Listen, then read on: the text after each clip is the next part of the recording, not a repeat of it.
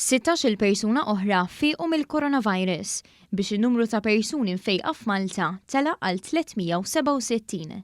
Il-total ta' każijiet attivi bħalissa huwa dak ta' 96. Id-Deputat Prim Ministru Ministru għas-Saħħa Chris Fearne qal li fl-aħħar 24 siegħa instabu żewġ każijiet ġodda ta' COVID-19 minn fost 1200 test. Il-każijiet il-ġodda huma persuna minn Għawdex u persuna miċ-ċentru l-miftuħ ta' l-aħħar.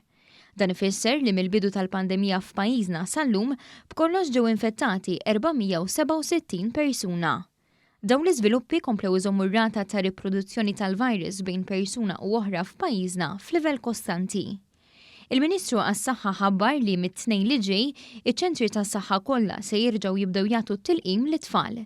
Se jibdew wkoll mill-ġdid it-testijiet ta' screening għal kanċer tal-għonq tal-utru. Fil-ġimgħat li ġejjin se jerġa' jibdew wkoll l-screening għal kanċer tas-sider u tal-mustrana l-kbira.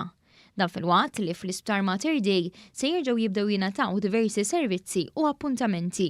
Ħanerġgħu nżidu l-appuntamenti għal CT scans, għal MRIs u għall ultrasounds biex bekk inkomplu nagħtu aktar investigazzjonijiet il-pazjenti tagħna biex insibu problemi anke meta ikunu għadhom kmieni u min-naħa tal-kardjoloġija ħajerġa' jibda b'mod limitat imma ħerġa' jibda s-servizz tal-cardiograms. Is-Supretendent tas-Saħħa Pubblika l-Professur Charmin Gawċi qalet li l-miżuri li ttieħdu ħadu ħsieb is-saħħa pubblika iżda ħarsu wkoll saħħet in-nies.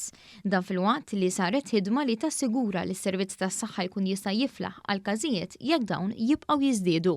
Nappella biex nimxu mal-istruzzjonijiet ħalli dak kollu li ħdimna għalih. Dak kollu li ħdimna għalih b'ħafna nies b'sagrifiċċju kbir. Ejja ma nitilfux dak li ħdimna għalih ħalli nimxu pass pass kawtel.